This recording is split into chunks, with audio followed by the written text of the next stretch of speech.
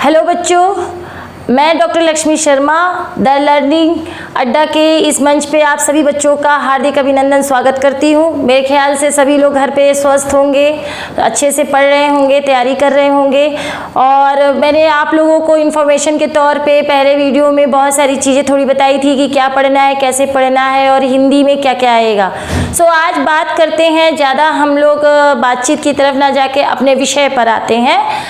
आपको हिंदी व्याकरण की तैयारी करनी है, लेकिन वो तैयारी के लिए आपको बहुत ज़रूरी है कि पहले उसके छोटे छोटे आप तथ्य जान लीजिए। जैसे छोटे छोटे तथ्य का मतलब जैसे भाषा क्या है, व्याकरण क्या है, वाक्य विन्यास क्या है, शब्द रूप क्या है, रूपिम क्या है, ठीक है। और आपका ये बहुत सारी चीज़ें पेपर में जो आती हैं उनको आज हम थोड़ा सा आपको बताएंगे और इसे आप पेपर में देखिएगा, कहीं ना कहीं आपको प्रश्न के रूप में ये दिखाई देंगे। तो आज हम लोग स्टार्ट करते हैं और यूँ समझ लीजिए कि ये हिंदी के व्याकरण का परिचय है, पहले सामान्य परिचय है, ठीक है। तो हम लोग शुरुआत करते हैं। सभी लोग जुड़ जाइए और आते जाइए और सबको खबर दे दीजिए कि हिंदी की क्लास द लर्निंग अड्डा के चैनल पे चलने लगी है। और आप जितना से जितना ज़्यादा बताएंगे आपको भी बेनिफिट होगा, क्योंकि आपको क्लासेस जितना आप बढ़ेंगे उतनी क्लासेस कंटिन्यू रहेंगी और रेगुलर रहेंगी। सो इसलिए आप लोग देखते रहिए और बताते रहिए।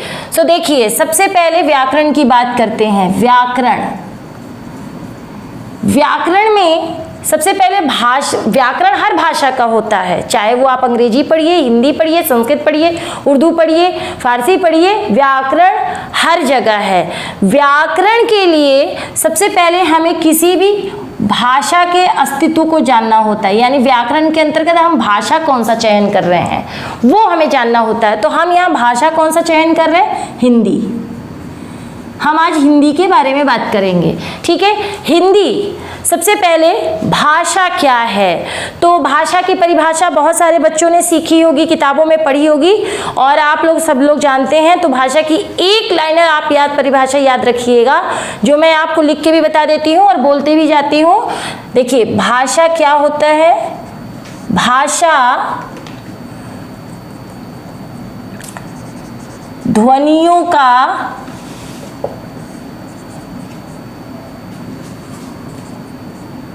वह सांकेतिक रूप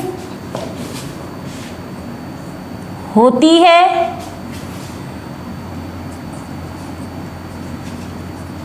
जिसको लिखकर, पढ़कर,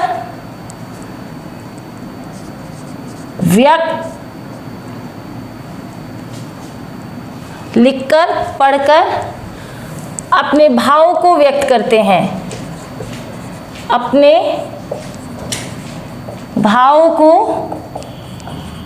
व्यक्त करते हैं।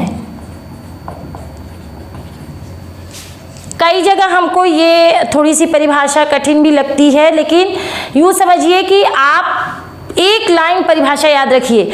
भाषा ध्वनियों का वह समूह है जिसके द्वारा मनुष्य अपने भाव और विचारों को लिखकर, पढ़कर, ठीक है, बोलकर बताता है। यानी कुल मिला के भाषा हमारी ध्वनियों का सांकेतिक रूप है, ये इसकी मेन पॉइंट है। तो भाषा क्या है? ध्वनियों का सांकेतिक रूप। और कितने रूपों में व्यक्त होती है भाषा? तो 2 रूपों में। इसे हम लिखकर भी दिखा सकते हैं और बोलकर भी बता सकते हैं, ठीक है। ये क्वेश्चन हुआ आपका। दूसरा आते हैं,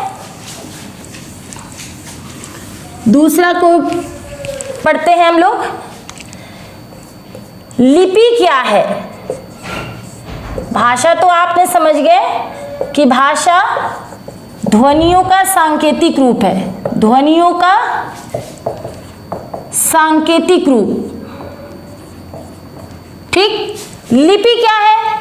तो ध्वनि का जो कोई भी संकेत बनाते हैं उसी को हम लोग लिपि कहते हैं। मान लीजिए कि अगर हम क बोलते हैं, र बोलते हैं, तो क्या कोई बता सकता है कि उसका स्ट्रक्चर कैसा है? वो उसका स्ट्रक्चर इसलिए नहीं बता सकता क्योंकि अगर मान लीजिए हमें संसार से सारे अक्षरों को गायब कर दें तो कोई नहीं बता सकता कि क कैसे बनेगा, ख कैसे बनेगा, अ कैसे बनेगा, ई कैसे बनेगा। तो किसी भी ध्वनि को जिस रूप में लिखा जाता है वही उसकी लिपि होती है, यानी ध्वनियों को लिखने की जो पद्धति होती है वो लिपि है। ध्वनि का लिखित रूप,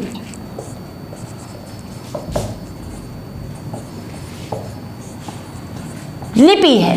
अच्छा, एक क्वेश्चन आपका सीटेट में आया था, कई बच्चों ने इसके गलत आंसर लगाए थे कि क्या हम किसी भी भाषा को किसी भी लिपि में लिख सकते हैं, पढ़ सकते हैं? तो अगर आपको थोड़ा सा आइडिया होगा तो कई बच्चों ने कहा नहीं, किसी भी भाषा को हम किसी भी लिपि में पढ़ लिख नहीं सकते। बिल्कुल लिख सकते हैं, पढ़ सकते हैं। जैसे आप अंग्रेजी की लिपि में हिंदी लिखते हैं तुम, कई बार हम लोग ऐसे लिखते हैं तुम, और कई बार हाँ ऐसे लिखते हैं। यानी अंग्रेजी की लिपि में हम हिंदी को प्रस्तुत करते हैं और हिंदी की लिपि में हम अंग्रेजी को प्रस्तुत करते हैं। यानी कि किसी भी भाषा, अगर कोई भी लिपि है तो वो किसी भी भाषा की लिपि है तो उसको हम दूसरी भाषा की लिपि में भी पढ़ लिख सकते हैं, ठीक, बशर्ते वो हमको आती हो। सो अब आते हैं अगली चीज, लिपि हो गया। उसके बाद अब व्याकरण किसे कहते हैं? तो सबसे पहले जान लीजिए व्याकरण की एक, आप ये जान लीजिए व्याकरण का पहले संधि विच्छेद करना आपको आना चाहिए, ठीक है। तो ये बना कैसे, ये क्वेश्चन आता है तो वी आता है, ठीक है। उसके बाद क्री आता है, उसके बाद अन आता है। अन आपका जो आता है वो संस्कृत के ल्यूट से आता है, ठीक है। तो ये इसका संधि विच्छेद है जो आपको मैं बता रही हूं। अब व्याकरण किसको कहते हैं? जाहिर सी बात है, जब हम ठीक से बैठते नहीं हैं, ठीक से चलते नहीं हैं, तो हमको लोग कहते हैं कि आप जरा ठीक से बैठिए, ठीक से चलिए, ठीक से खाइए। क्यों?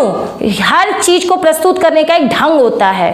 और जब हम भाषा की बात करें तो भाषा को जिन नियमों में बांध के प्रस्तुत किया जाता है उन नियमों को ही व्याकरण कहते हैं। यानी भाषा के जिस शुद्ध रूप को हम सीखते हैं, पढ़ते हैं, लिखते हैं, वो ही व्याकरण है। यानी व्याकरण की परिभाषा जिन नियमों के द्वारा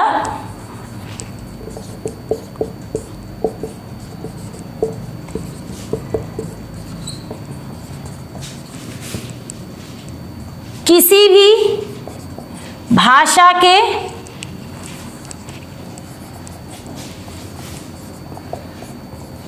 शुद्ध रूप को,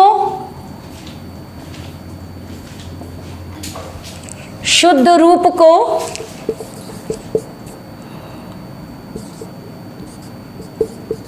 सीखते हैं उसे व्याकरण कहते हैं। मेरे ख्याल से ये बातें आपको समझ में आ गई होंगी। भाषा यहाँ क्लियर हो गया होगा, लिपि, व्याकरण, और आपको ये चीजें समझ में आ गई होंगी। अब आते हैं कुछ और तथ्य की तरफ। वर्तनी के क्वेश्चन बहुत आते हैं, आपने प्रश्न लगाए होंगे और आप लोग कहते हैं कि जैसे देखिए कई लोग निरोग ऐसे लिखते हैं, ये गलत है। आपका सही निरोग शब्द इस तरह से लिखा जाता है। अब कई लोग कहते हैं कि हम तो यही देखते हैं बैनर पे, हम तो अस्पतालों में यही देखते हैं, आप तो मैडम गलत बता रही। नहीं, गलत नहीं बता रहे। मानक यानी कि जो वर्तनी के अनुसार जो उसकी शुद्धता है शब्दों की, वो तय हम लोग जो करते हैं उसी को हम लोग कहते हैं वर्तनी। यानी ये भाषा के अंतर्गत, व्याकरण के अंतर्गत ही आता है। किसी भी भाषा के नियमों के अनुसार किसी भी शब्द या अक्षर को उसके शुद्ध रूप में लिखना ही वर्तनी है। तो अब आते हैं वर्तनी की परिभाषा। देखिए ये अगर बेस अगर आप नहीं जानेंगे तो आगे की कक्षाओं में जब हम आपको बताएंगे कि आप कैसे शब्द सीखिए, कैसे वर्तनी करिए, तो उस समय आप कहेंगे वर्तनी की परिभाषा, भाषा की परिभाषा। तो इसलिए पहले ये सारे तथ्य आपका जानना बहुत जरूरी है। सो वर्तनी की बात करते हैं। वर्तनी, ठीक है। वर्तनी क्या है? किसी भी भाषा के व्याकरणिक नियमों के अनुसार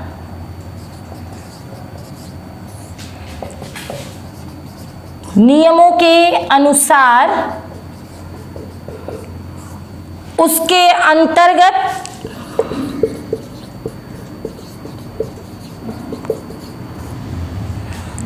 शब्दों और अक्षरों को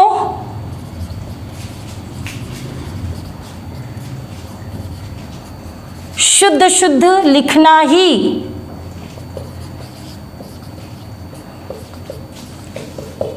प्रयोग करना ही वर्तनी है। तो मेरे ख्याल से बच्चों ये बात समझ में आ गई होगी। ठीक है, ये जानकारी आपको ये क्लियर हुई, क्योंकि अब कुछ चीज़ें हिंदी के बारे में बहुत सारे प्रश्न आते हैं, आपने सुना भी होगा।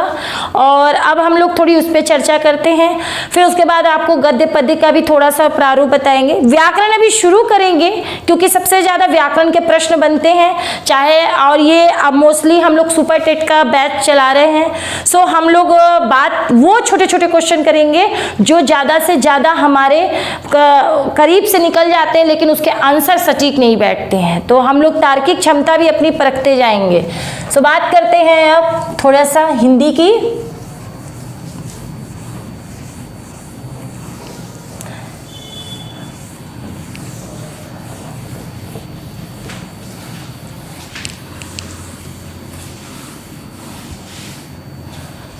देखिए, एक प्रश्न आता है, हिंदी शब्द किसका रूपांतर है? रूपांतर पूछ रहा है। रूपांतर का मतलब ये कहाँ से बदल कर आ गया। तो हिंदी फारसी के आप सिंधु शब्द का रूपांतर है, यानी कि फारसी भाषा में इसका रूपांतर हुआ है। हमारे यहाँ ऋग्वेद में सिंधु शब्द प्रयोग किया जाता था। ईरान के लोगों ने स की जगह ह का प्रयोग करते थे, और इसलिए वो सिंधु की जगह हिंदू का प्रयोग करते थे, और हिंदू से ही शब्द से बना हमारा हिंदी। तो ये आपका आंसर बनेगा, हिंदी शब्द किसका रूपांतर है? तो फारसी भाषा से होकर आया है। तो ये बात समझ में आ गई होगी आपको। ठीक है, अब बात करते हैं हम लोग कि हिंदी भाषा राजभाषा है कि राष्ट्रभाषा। इसमें सभी लोगों का बहुत मतभेद है। टीचर कहीं लिखा देता है कि आप ये राष्ट्रभाषा है, फिर कहीं राजभाषा है। तो मैं आपको एक चीज़ बता दूं कि हिंदी को आप कभी भी प्रश्न पत्र में राजभाषा ही लिखेंगे।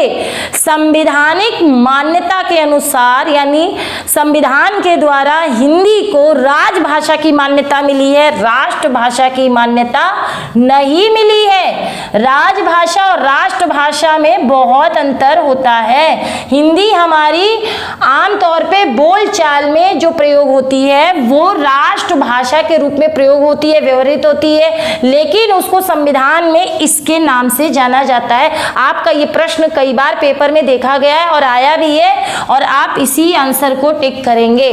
तो हिंदी हमारी कौन सी भाषा हुई? राजभाषा। ये चीजें समझ में आई होंगी।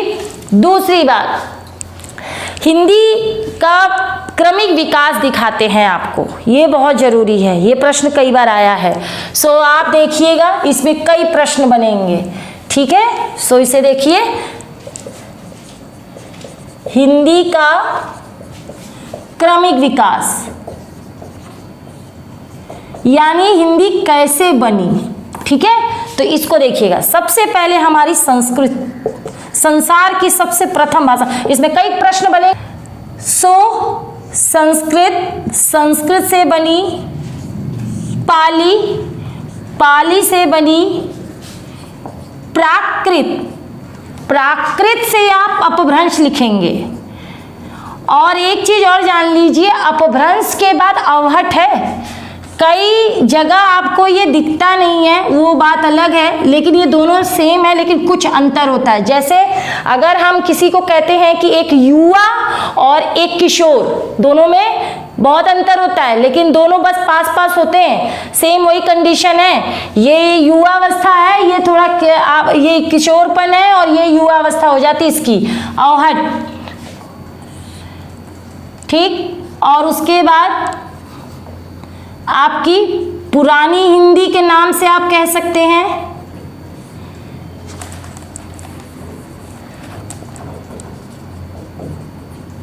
और इसके बाद सीधे चलकर आई खड़ी बोली, यानी ये हमारी मानक भाषा होगी। इस पे कई प्रश्न बनेंगे, आपको दिखाती हूँ। सबसे पहले संस्कृत का। संस्कृत दो रूपों में प्रचलित थी हमारी, एक लौकिक संस्कृत, एक वैदिक संस्कृत। ये भी प्रश्न कई बार आया है। वैदिक संस्कृत, लौकिक संस्कृत। अब कई बच्चे कहेंगे कि जिन्होंने पढ़ा है या पढ़ रखा है तो आप जान सकते हैं इसके बारे में। देखिए, वैदिक संस्कृत का प्रयोग कहीं नहीं होता है, इसकी कोई पुस्तक नहीं है, इसका कहीं कोई प्रयोग नहीं है। इसका प्रयोग है, मैं बताती हूँ, वेदों में इसका प्रयोग है। और हम में से सभी लोग जानते हैं कि वेद किसी ने पढ़े नहीं है, केवल हम लोगों ने सुन रखा है कि 4 वेद होते हैं, 4 वेदों में कुछ मंत्र मिल गए, उनका हमें अनुशीलन करा दिया गया, हम उतना ही जानते हैं। ठीक, कुछ मंत्र हमारे पास, जैसे ऋग्वेद का मंत्र हुआ, सामवेद का मंत्र हुआ, यजुर्वेद का मंत्र हुआ, तो वो हमें मिल जाता है। वैदिक संस्कृत का प्रयोग बहुत ही क्लिष्ट माना जाता है, इसलिए उसका अध्ययन या अध्यापन बहुत कम कराया जाता है और बहुत ही वो नगाड़े के रूप में है। लेकिन लौकिक संस्कृत, जो आप कालिदास पढ़ते हैं, बाणभट्ट पढ़ते हैं, जो आप अश्वमेध या मेघदूत या कोई भी रचना पढ़ते हैं, तो वो सारी आपकी इसमें आती है, लौकिक संस्कृत, यानी कि प्रायोगिक संस्कृत। तो आप इसके नीचे ये लिख सकते हैं कि वेदों की भाषा, इसी डायग्राम में वेदों की भाषा आपकी वैदिक संस्कृत, और संस्कृत जो साहित्य की भाषा, संस्कृत साहित्य की भाषा।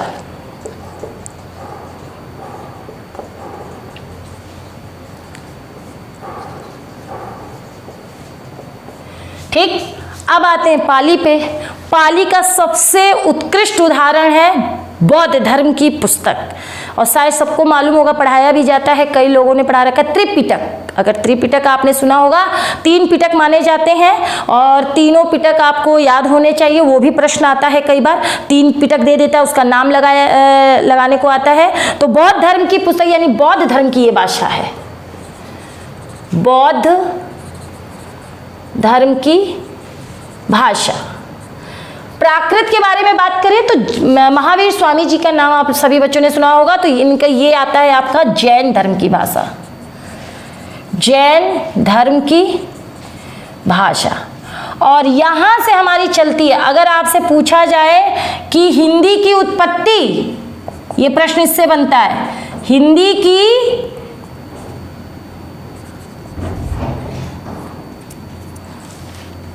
हिंदी का विकास, तो आपका आंसर होना चाहिए अपभ्रंश। और अगर ये प्रश्न बनकर आए कि हिंदी की उत्पत्ति, दोनों देखिएगा पॉइंट, देखिए, हिंदी की उत्पत्ति आए तो आपका आंसर संस्कृत होना चाहिए, और हिंदी का अगर विकास आए तो आपका हिंदी का विकास का मतलब हुआ अपभ्रंश या अवहट। तो ये बात समझ में आ गई होगी। अच्छा, एक प्रश्न और आता है, मानक भाषा क्या है हमारी? तो मानक भाषा हमारी खड़ी बोली है।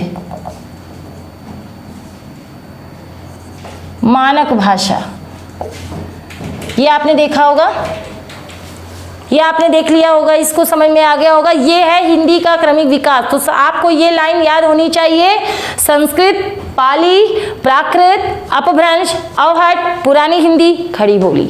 और इसके अंतर्गत जो प्रश्न बनते हैं वो आपके सामने यहाँ पे दिख रहे हैं। संस्कृत के कितने रूप होते हैं, हिंदी की उत्पत्ति किससे हुई है, ठीक, पाली क्या है, लौकिक संस्कृत क्या है, वैदिक संस्कृत क्या है, प्राकृत क्या है, अपभ्रंश क्या है, अवहट। एक बात आपको मैं बता दूं, कभी पेपर में अगर दिया हो कि हिंदी का विकास, अपभ्रंश की अवहट, तो आप हमेशा अपभ्रंश लगाएंगे। यदि अपभ्रंश नहीं है तो इस स्थिति में आप अवहट लगाएंगे। ठीक, दोनों एक ही चीज़ है। और पुरानी हिंदी का मतलब जो आपने सुन रखा होगा, आपने इंटर हाई स्कूल में लल्लू लाल, सदल मिश्र, ये सब लेखकों के नाम पढ़े, उन्होंने पुरानी हिंदी को बहुत आगे तक पहुंचाया। राजा शिव प्रसाद सितारे, हिंद लक्ष्मण सिंह, इन सबों ने पहुंचाया। और खड़ी बोली भारतेंदु जी ने इसकी स्थिति को स्थापित किया साहित्य के द्वारा। तो ये आप, और आज खड़ी बोली में ही हमारे सारे साहित्य का काम, प्रशासनिक काम सारे खड़ी बोली में होता है। और आपको पता होना चाहिए कि इसी तरह से भाषा का दिनों दिनों दिन विकास होता रहा। अब आते हैं हम लोग, हिंदी का विकास हो गया, अब भाषा का विकास सीखते हैं कि कैसा है।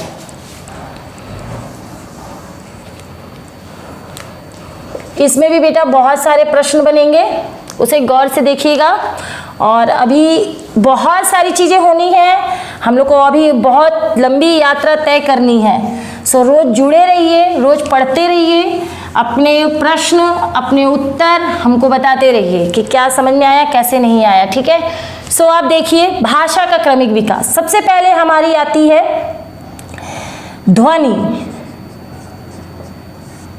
फिर उसके बाद ध्वनि हमारी बनती है वर्ण, वर्ण के बाद आपकी वो बनती है शब्द, उसके बाद पद, उसके बाद वाक्य, उसके बाद गद्य या पद्य, ठीक है। सो ये समझ में आ रहा होगा। अब इसके प्रश्न देखिए कितने टाइप से आते हैं, इसके प्रश्न आपको बहुत अच्छे से पढ़ने हैं, ध्वनि को किस किस तरह से पूछा गया है।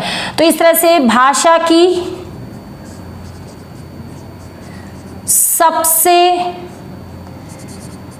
छोटी इकाई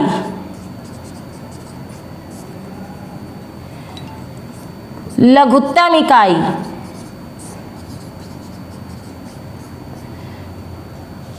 सबसे अमूर्त इकाई,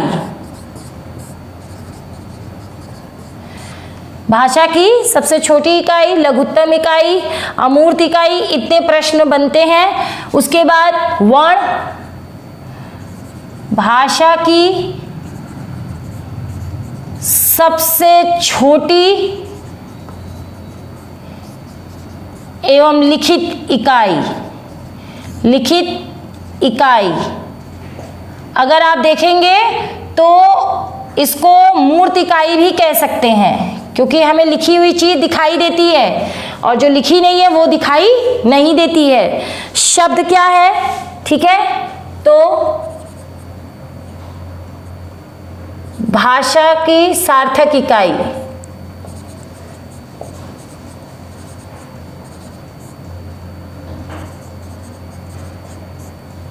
पद क्या है,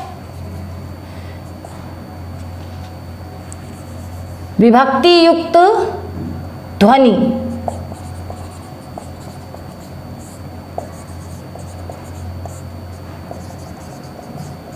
ध्वनि कह सकते हैं, शब्द कह सकते हैं।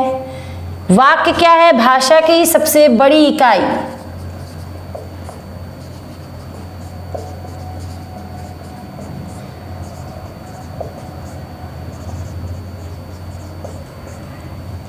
ठीक। इतनी बातें आपको समझ में आ गई होंगी कि ये प्रश्न आपके इतने सारे, इसमें और भी प्रश्न बनते हैं, ठीक है, कि शब्द विन्यास क्या है, पद विन्यास क्या है, वाक्य विन्यास क्या है। तो आप यूँ कह सकते हैं कि आपको इस स्ट्रक्चर पे बहुत सारे प्रश्न बनते हैं और आपको ये चीज़ें आनी चाहिए, ठीक। अब आते हैं कुछ चीज़ें और देख लीजिए कि क्या इसमें कैसे पूछा जाता है। एक तो आपको ये रो लगाने को आती है, ये कंफर्म है, ये वेरी इंपॉर्टेंट लाइन है, ये आपको हमेशा आपको दिखाई देगा कई बार कि ध्वनि, वर्ण, शब्द, पद, वाक्य और गद्य पद्य। अभी जो जनवरी में पेपर हुआ था लॉकडाउन के पहले, आप बिहार में हुआ था, बिहार उसमें लेक्चरार की पोस्ट थी, उसमें उन्होंने पूरा लगाने का यही पूरा क्रम दे रखा था, 2-4 चीजें और बढ़ा दी थी। जैसे यहाँ पे दे दिया था उन्होंने अक्षर, उसके बाद वहां पे दे दिया था लिपि वाक्य के बाद, और इस तरह से पूरा लगाने को दिया था। तो आप ये कंफर्म रखिए कि आपको इसकी लाइन लेंथ कैसे रखनी है। तो इसको मैं 2-3 तरह से आपको सिखा दूंगी, इसके लिए परेशान ना होइएगा। लेकिन एक प्रारूप जो आपको मैं बताते जा रही हूँ हर चैप्टर का थोड़ा थोड़ा, वो आप देखते जाइए। सो ये बात समझ में आ गई होगी। सो थोड़ा गद्य पद्य भी जान लेते हैं क्या है।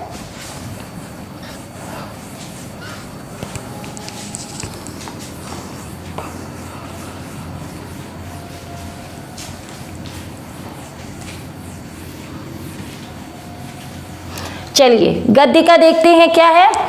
गद्य हमारा किसे कहते हैं? अच्छा, एक क्वेश्चन आता है कि सबसे पहले गद्य है कि पद्य है, तो आपको पता होना चाहिए सबसे पहले पद्य है। तो पद्य की बात करते हैं। सबसे पहले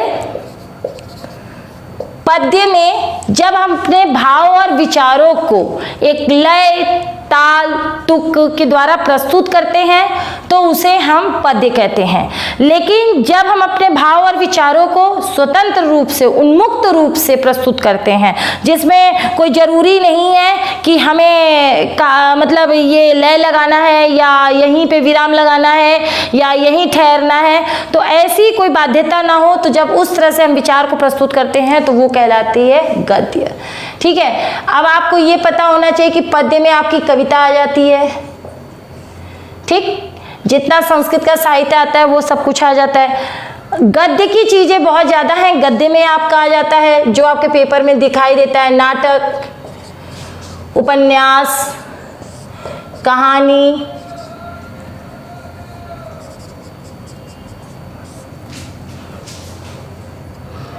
रिपोर्टाज, संस्मरण, रेखाचित्र,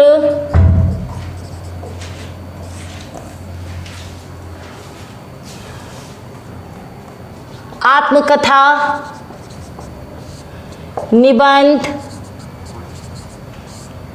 आदि।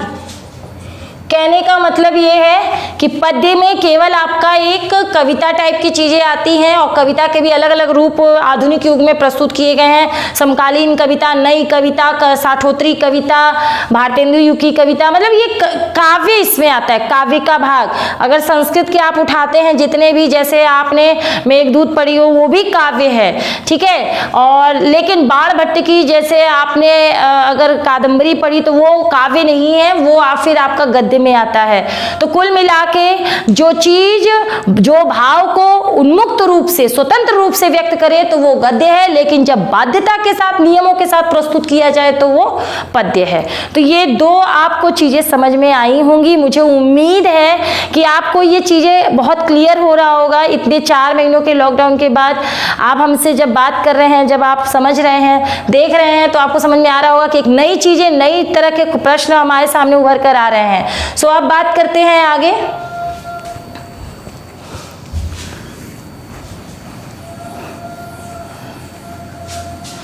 अब आता है एक और प्रश्न कि संसार की सबसे पहली व्याकरणिक पुस्तक कौन सी है?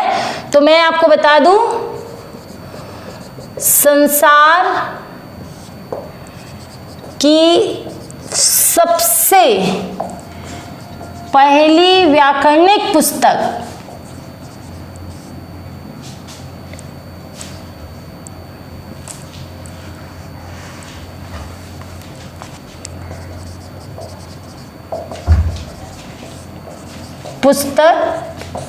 अष्टाध्यायी।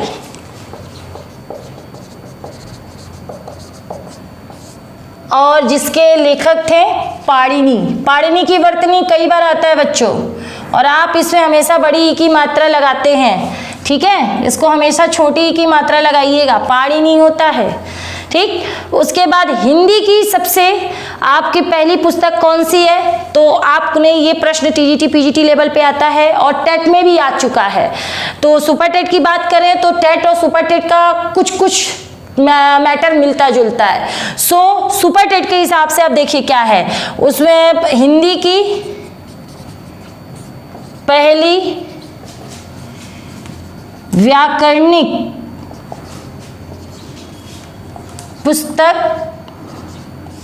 जिसको सबको मान्यता प्राप्त है, उससे मतलब उस पर कोई उंगली नहीं उठाता है। हिंदी की पहली व्याकरणिक पुस्तक हिंदी व्याकरण, ये है पुस्तक का नाम, और जिसके लेखक थे पंडित कामता प्रसाद गुरु।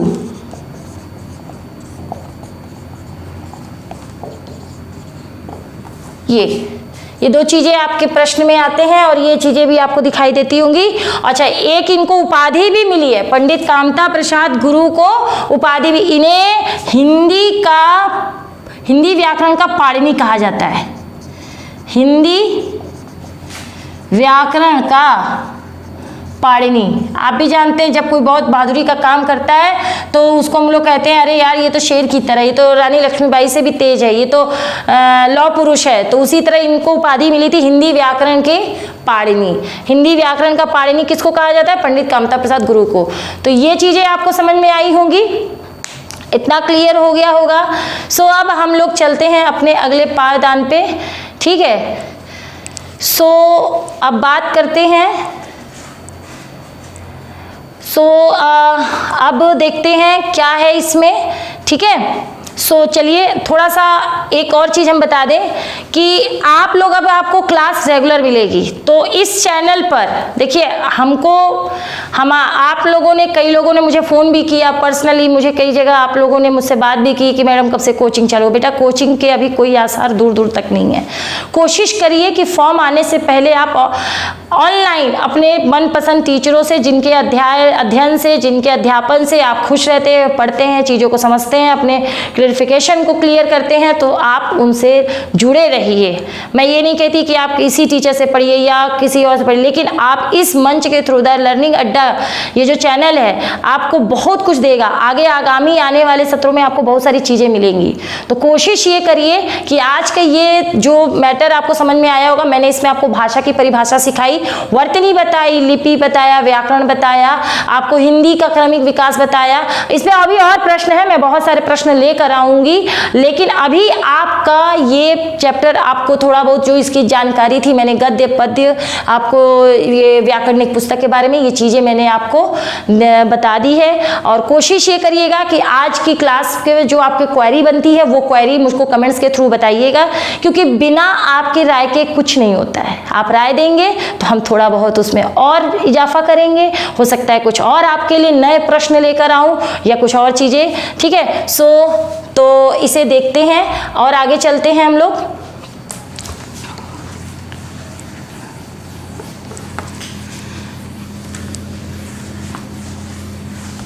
ये तो हो गया। एक और चीज़ आप लोग जान लीजिए, थोड़ी सी चीज़ और जान लीजिए, तो मैं बताती हूँ कौन सी। देखिए अभी तक ये चीज़ें हम लोगों ने सीख ली। एक प्रश्न आपने देखा होगा कि स्वनिम पूछता है और रूपिम, ये कई बच्चों की दिक्कतें हैं। स्वनिम लिखा होता है और रूपिम एक लाइन में जान लीजिए क्या है, ठीक है। स्वनिम का मतलब होता है बेटा ध्वनियां, स्वतंत्र ध्वनियां। याद रखिएगा, स्वतंत्र ध्वनियां, उनको मतलब वो जुड़ी हुई नहीं होंगी अलग, जैसे क ख आ ई, जितने स्वर व्यंजन सब हैं चाहे किसी भी भाषा के हो, वो सब तो स्वतंत्र ध्वनियां होती हैं। ये स्वतंत्र ध्वनियां, ठीक। और रूपिम क्या होती है? तो ध्वनियों से बने हुए जो शब्द साकार रूप होते हैं, ध्वनियों के द्वारा बने हुए सार्थक शब्द रूपिम होते हैं। सो ये आपको बात समझ में आ गई होगी। तो सीटेट में ये कई बार प्रश्न आया है और सुपर टेट में ये प्रश्न आया, और कई बार बच्चे इसका जवाब किताबों में ढूंढते हैं। किताबों में भी आधा अधूरा दिया, इंग्लिश में नाम दिया है, उसकी चीज़ें दी हुई हैं लेकिन स्पष्ट नहीं है।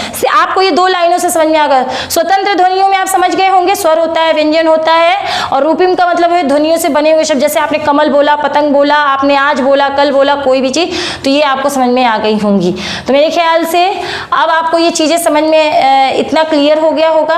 और अब आगे की तरफ बढ़ते हुए हम लोग अपने कक्षा में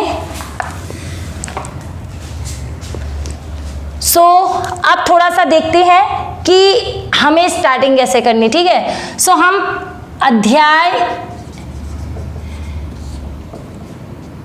फर्स्ट, हमारा फर्स्ट अध्याय वर्ण होगा,